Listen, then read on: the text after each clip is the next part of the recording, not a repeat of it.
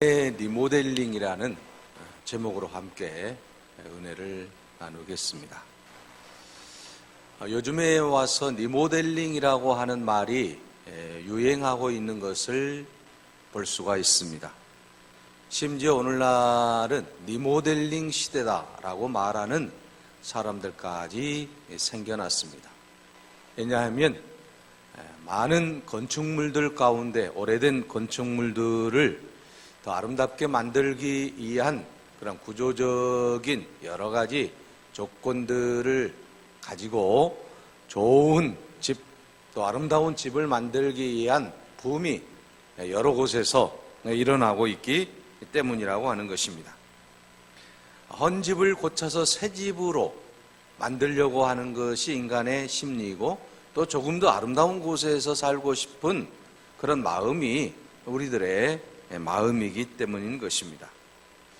자, 여러분, 그래서 이 세상에 수많은 건축물들이 있는데 어떻게 하면 조금 더 아름답게 다시 새롭게 만들어 볼까? 그래서 이 리모델링이라고 하는 이 직업이 굉장히 또 각광을 받는 시대가 되었다라고 하는 것이죠.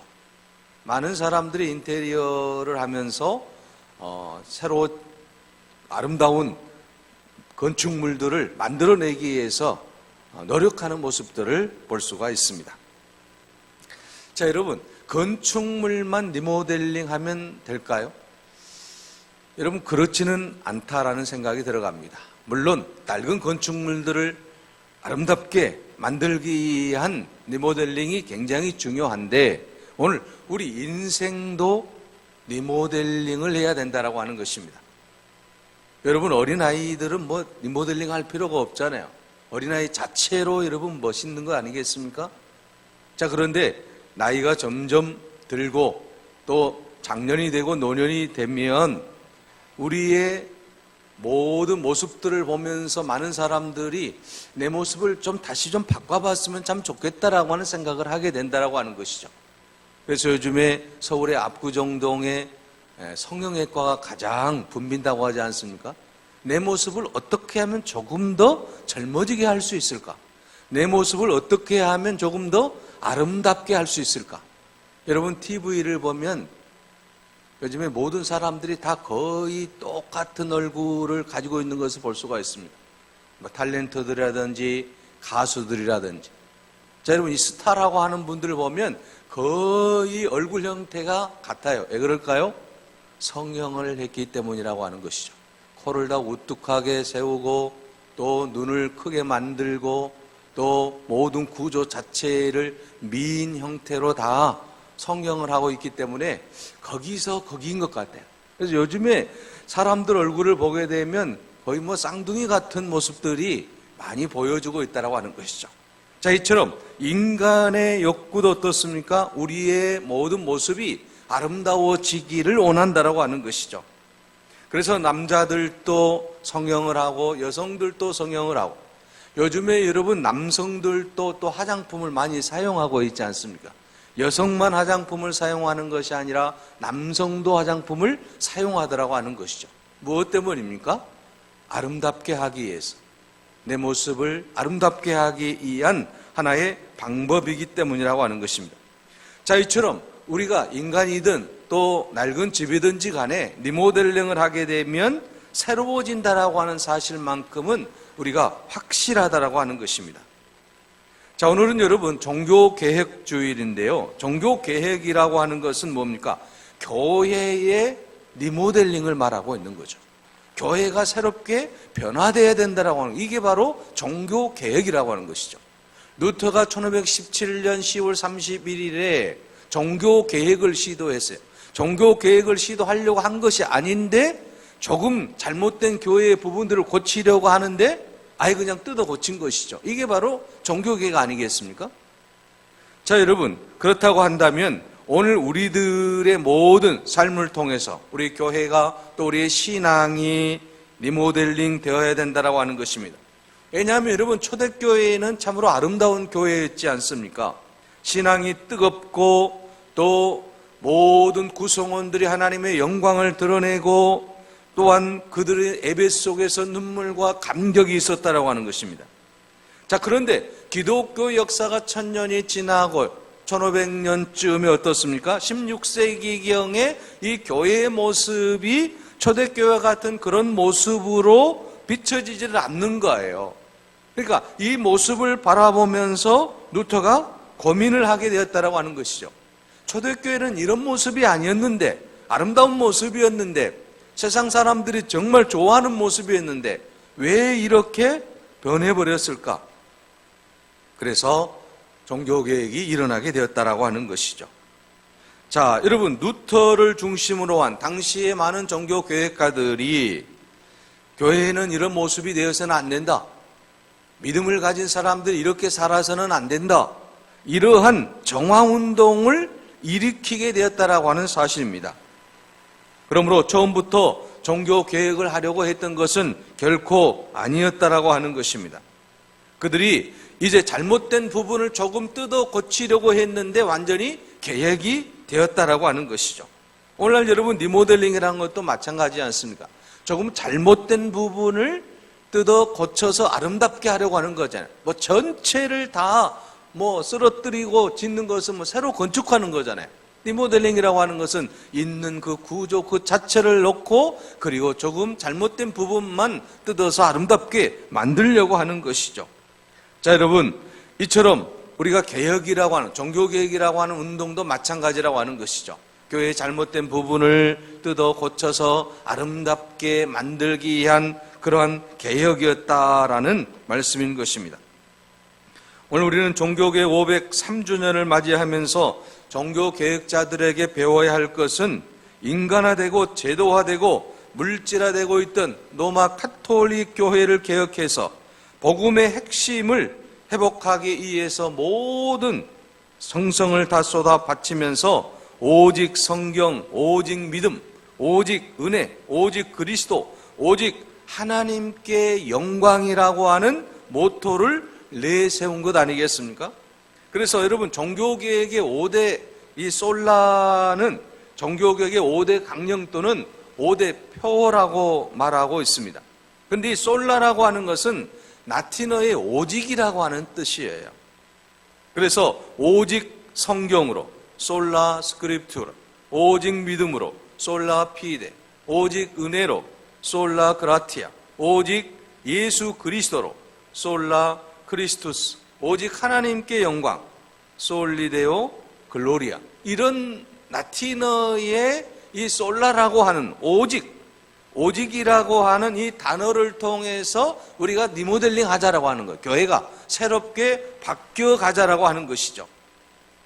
그래서 여러분, 이 오직을 붙이는 장로교회와 오직을 붙이지 않는 로마 카톨릭과의 논쟁이 바로 종교개혁의 차이라고 하는 것이죠. 그러니까 로마 카톨릭은 오직을 붙이지 않았다라고 하는 것이죠. 그러나 이 개혁교회들은, 이 프로테스탄트들은 어떻습니까? 바로 오직이라고 하는 이 솔라라는 말을 붙였다라고 하는 거죠. 오직 은혜, 오직 믿음, 오직 성경, 오직 그리스도, 오직 하나님께만 우리가 영광을 돌리는 교회가 되자.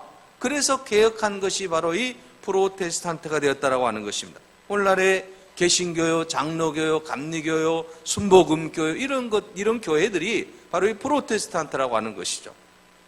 그런데 오늘 우리 교회의 모습이 지금 당시에 1517년의 모습과 지금 대동소이하게 또한 닮아가고 있다라고 하는 것이 오늘의 지금 문제점이라고 하는 것이죠. 그래서 오늘 우리는 다시 한번 1517년 종교개혁가들이 교회를 리모델링하고 신앙을 리모델링하려고 했던 그 순수한 아름다운 마음을 우리가 본받아서 우리도 다시 한번 리모델링 하자라고 하는 것이죠.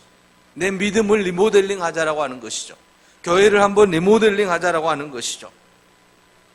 그래서 여러분, 종교개혁가들이 부르짖었던 오직 성경으로 우리가 돌아갈 때에 우리의 믿음이 리모델링 될 줄로 믿습니다.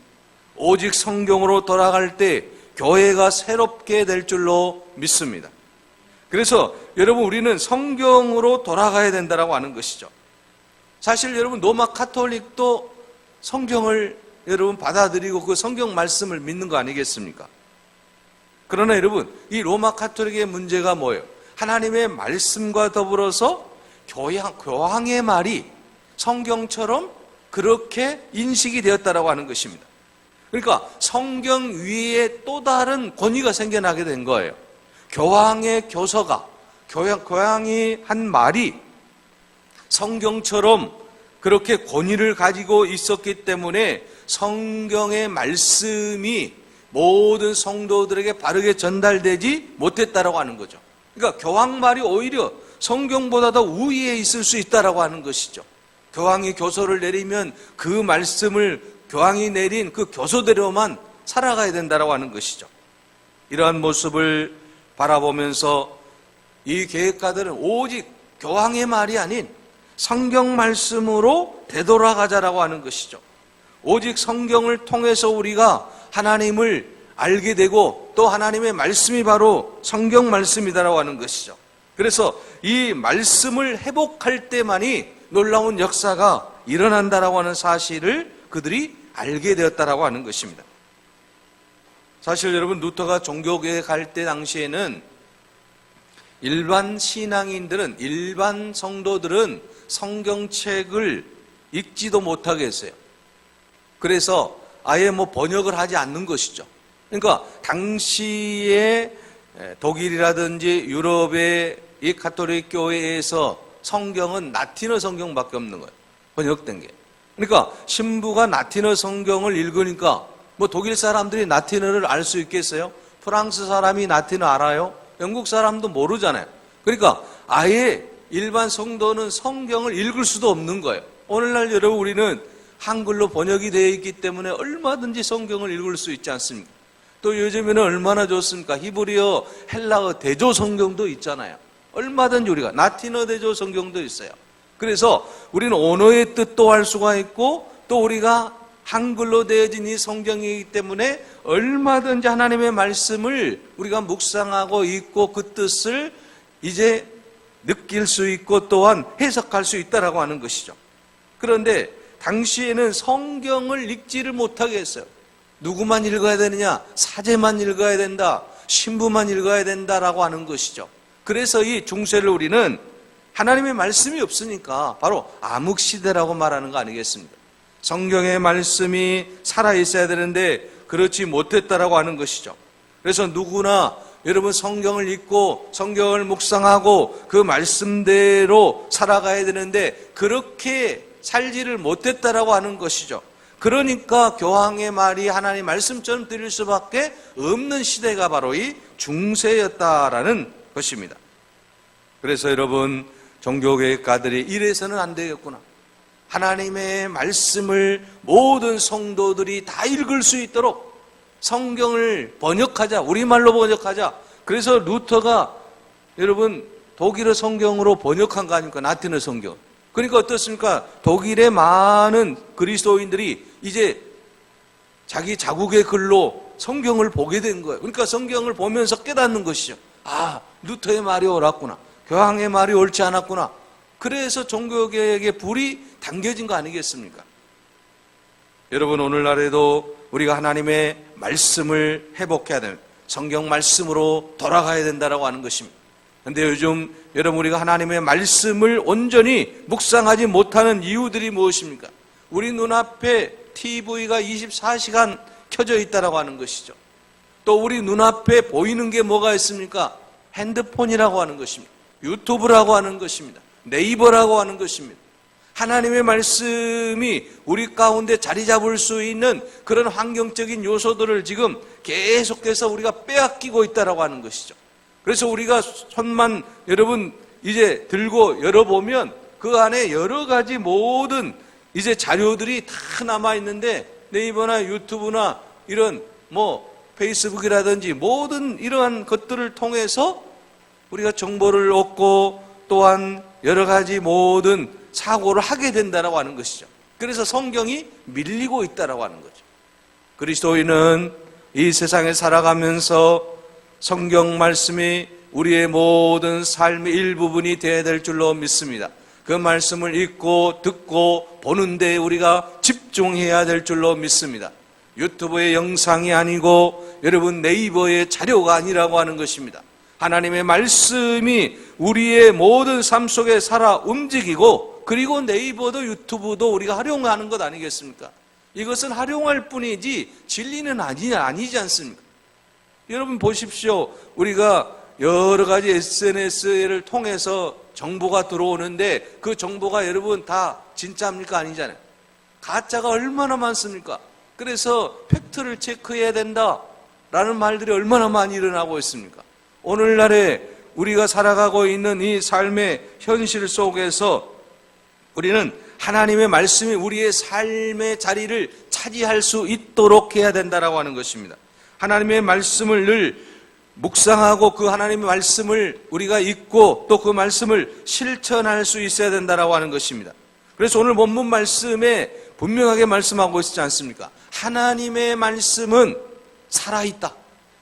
오늘 여러분 히브리서 4장 12절의 말씀이에요. 하나님의 말씀은 살아있어서 활력이 있고 좌우의 날선 어떤 검보다도 예리하고 혼과 영과 관절과 골수를 찔러 쪼개기까지 하며 또 마음의 생각과 뜻을 판단한다라고 말씀하고 있습니다.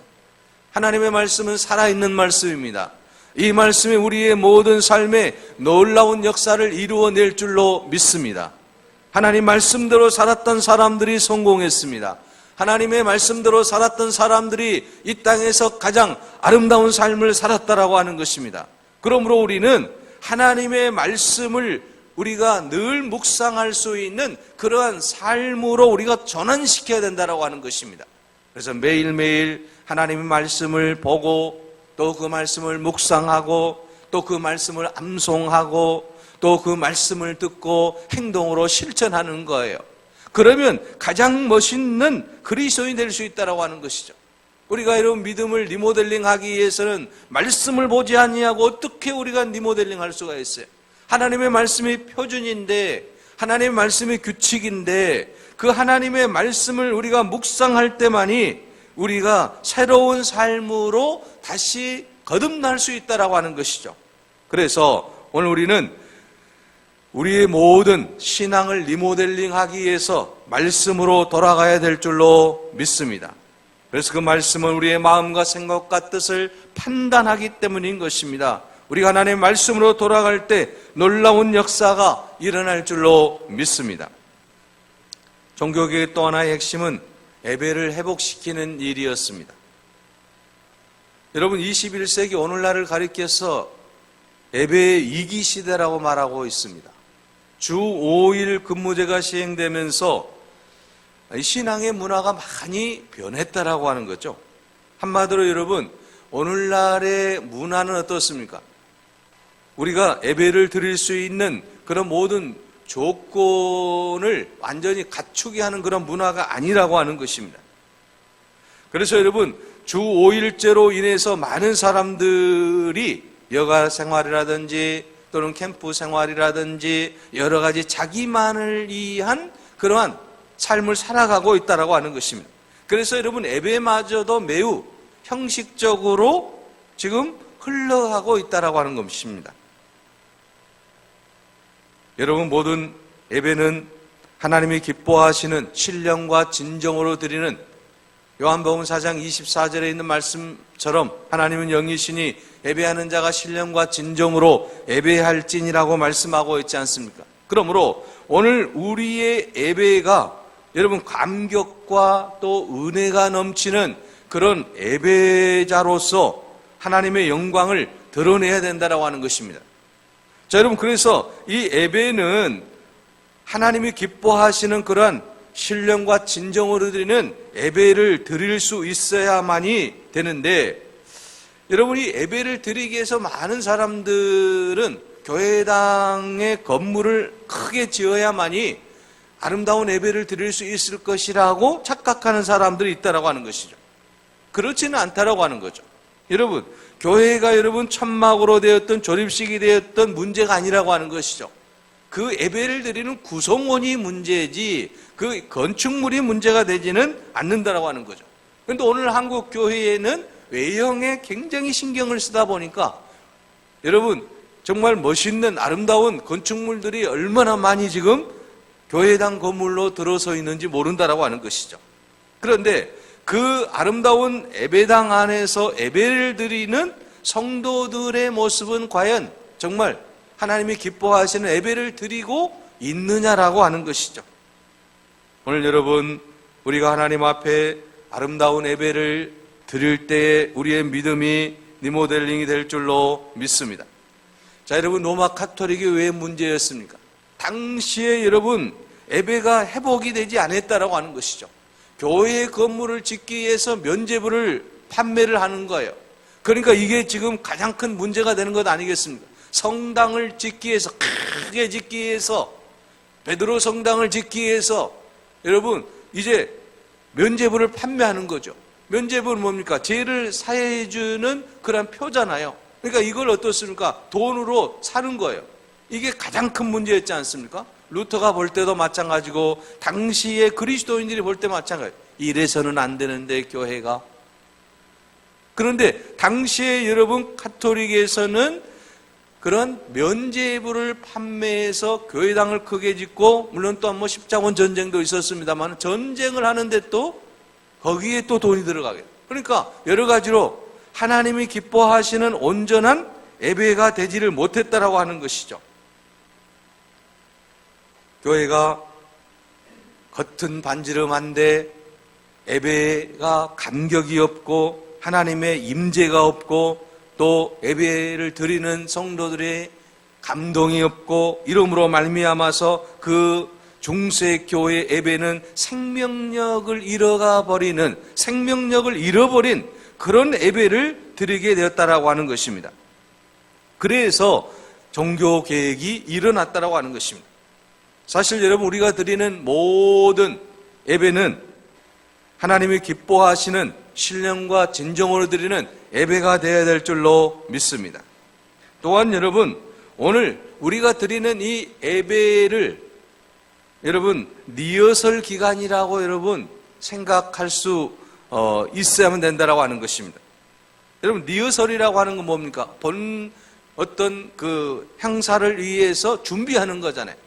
우리가 하나님 앞에서 진짜 공연을 앞두고 있는 하나님의 사람들로서 하나님의 심판대 앞에서 우리가 진짜 하나님 앞에 이제 나아가야 될 텐데, 그 하나님 앞에 나아가기 이전에 우리가 드리는 이 모든 예배는 리허설 예배와 같이 준비를 잘 해야 된다라고 하는 것이죠. 그래야만이 어떻습니까? 우리가 진짜 하나님 앞에 나아갈 때에 진정으로 드리는 예배를 드릴 수 있다라고 하는 거죠. 여러분, 우리가 모든 TV라든지 어떤 프로그램들 보게 되면 리허설이 있잖아요. 그냥 가수가 그냥 나와서 그냥 노래 부르는 게 아니에요. 1시간 전에 2시간 전부터서 그 노래를 하기 위해서 피나는 연습을 한다라고 하는 것이죠. 그리고 노래를 부르는 거, 본게임을 하는 거예요. 마찬가지로 오늘 우리들도 여러분 하나님 앞에 설 때 바로 우리가 드리는 이 예배가 회개의 예배가 되어야 된다라고 하는 것이죠. 그래서 하나님이 이제 기뻐 받으시는 그러한 예배를 위해서 우리가 최선을 다해야 된다라고 하는 것입니다.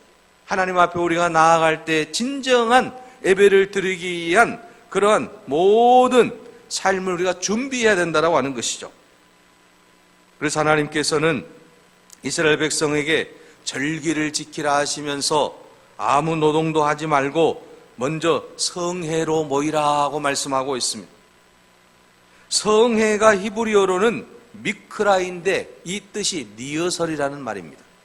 종교개혁이라는 말도 영어로 우리가 리포메이션이라고 하잖아요. 리라고 하는 것은 다 다시라는 말이잖아요. 그러니까 여러분, 우리가 하나님 앞에 드리는 이 모든 예배가 하나님이 기뻐하시는 예배가 되기 위해서 최선을 다해서 우리가 준비하고 하나님의 영광을 위해 나아가야 된다라는 말씀인 것입니다. 우리가 예배가 회복될 때에 하나님이 가장 기뻐하는 삶이 될 줄로 믿습니다. 우리는 하나님이 기뻐하는 예배를 위해서 이제 신령과 진정으로 최선을 다해 예배를 드려야 될 줄로 믿습니다. 온라인으로 예배를 드리든 또는 우리가 대면 예배를 드리든지 우리의 마음이 주님께로 향해 있어야 된다고 하는 것이죠. 하나님을 향한 내 마음이 중요하다라고 하는 사실을 말씀하고 있습니다. 사실 여러분 바울과 실라도 감옥 속에서 어떻습니까? 착고에 차인 채로 하나님 앞에 예배를 드리는 것을 우리가 볼 수가 있습니다. 하나님을 향한 그들의 마음이 얼마나 거기에서 간절했겠습니까? 오늘 우리도 그러한 마음의 자세를 가지고 하나님 앞에 예배를 드릴 때에 하나님이 기뻐 받으실 줄로 믿습니다. 우리의 간절한 예배를 하나님은 받으시고 우리에게 놀라운 은혜를 베풀어 주실 줄로 믿습니다. 끝으로 여러분, 신앙을 우리가 리모델링 하기 위해서는 하나님의 은혜를 회복해야 된다라고 하는 것입니다. 나의 나됨도, 내가 태어난 것도, 내가 지금까지 살아온 것도, 내가 예수님을 알게 된 것도, 내가 하나님의 자녀가 된 것도, 그리고 내가 천국을 소유하게 된 것도, 이 모두가 다 하나님의 은혜라고 하는 것입니다. 나의 나됨은 하나님의 은혜다. 사도 바울이 고백한 거잖아요. 오늘 우리가 예수 믿고 구원받고 지금까지 살아왔고 앞으로 살아가게 되는 모든 것이 다 뭡니까? 하나님의 놀라운 은혜라고 하는 거예요. 은혜라고 하는 게 뭡니까? 값없이 주는 거잖아요. 우리가 어떤 조건을 보고 주는 게 아니고 하나님이 값없이 우리에게 펼쳐주시는 선물이라고 하는 것이죠. 그래서 구원도 하나님의 은혜요, 또한 우리가 살아가는 모든 삶도 하나님의 은혜라고 하는 것입니다. 만약에 여러분, 우리가 살아가는 모든 것들을 하나님이 값을 지불하라고 한다면 우리가 지불할 수 있는 값이 있겠습니까? 그럴 수 없다라고 하는 것이죠. 그래서 필립 안시는 그에 이어서 하나님의 은혜에서 색다른 계산법에 대해서 언급을 하고 있습니다. 자, 그는 그 책을 통해서 우리에게 이야기해 주고자 하는 것은 뭐냐면 색다른 하나님의 그 은혜의 계산법이 있다라고 하는 거죠. 우리는 여러분, 아무리 우리가 열심히 일을 하고 또 우리가 하나님 앞에 아무리 잘한다라고 할지라도 하나님의 은혜에 비하면 갚을 길이 없다라고 하는 거죠. 여러분, 자녀가 아무리 부모의 은혜를 갚는다고 할지라도 갚을 수 있겠어요? 못 갚아요. 마찬가지예요. 우리가 하나님의 은혜를 깨닫고 내가 하나님 은혜에 내가 보답하겠습니다 한다라고 해서 여러분, 그 하나님의 은혜를 다 우리가 여러분 다 하나님께 만족해 드릴 수 있겠습니까? 그렇지 못하다라고 하는 것이죠. 그래서 하나님이 색다른 그 계산법을 우리에게 보여주시는 거예요. 내가 너에게 뭔가를 받기 함이 아니다라고 하는 것입니다. 하나님의 이 수학적인 계산법, 은혜의 계산법은 손에 나는 계산법이에요. 그게 바로 예수 그리스도의 십자가의 은혜 아니겠습니까? 주님이 우리를 사랑하시는 것은 우리가 생각하는 수학적으로 계산을 하시지 않는다라고 하는 것이죠. 주님이 우리를 사랑하시는 것은 바로 주님은 손해를 보시더라도 우리를 사랑하신다라고 하는 것입니다. 이처럼 하나님의 은혜는 우리를 지극히 사랑하시고 우리를 붙들어 주시고 우리와 함께 하시고 우리의 모든 삶을 책임져 주시는 놀라운 은혜라고 하는 것입니다. 이 은혜는 우리가 수학적으로 계산을 해서 갚을 수 있는 것이 아무것도 없다라고 하는 것입니다. 그래서 우리는 그 사랑을 무조건적인 사랑이라고 말하고 있지 않습니까? 하나님의 사랑은 조건이 없는 사랑이에요. 그래서 우리는 그 조건이 없는 사랑 앞에서 하나님의 은혜를 회복하고 이 하나님의 놀라운 은혜를 늘 기억하고 살아야 될 줄로 믿습니다. 사랑하는 여러분, 오늘 이 시간 우리의 믿음을 리모델링 할 수 있기를 바랍니다. 이제 우리가 믿음을 리모델링 하기 위해서 말씀을 회복하고 예배를 회복하고 하나님의 은혜를 회복함으로 말미암아 하나님이 가장 기뻐하시는 아름다운 사람으로 하나님의 영광을 드러내는 귀한 삶이 되시기를 간절히 바랍니다. 기도하겠습니다. 은혜로우신 아버지 하나님, 하나님의 말씀을 늘 묵상하며 주님 뜻대로 살아가기를 원합니다. 아버지 하나님, 이 세상 모든 사람들이 아름다움을 추구하듯이 아버지 하나님, 우리가 믿음의 아름다움을 추구할 수 있는 저희들이 되게 하여 주시옵소서. 아버지 하나님, 우리의 믿음도 리모델링하고 우리의 신앙도 우리의 교회도 우리의 삶도 주님 말씀으로 리모델링하게 하여 주옵소서. 주께서 우리의 모든 삶을 지켜주시고 이끌어주시고 함께하여 주실 줄로 믿습니다. 감사하고 예수 그리스도의 이름으로 기도하옵나이다. 아멘. 찬송가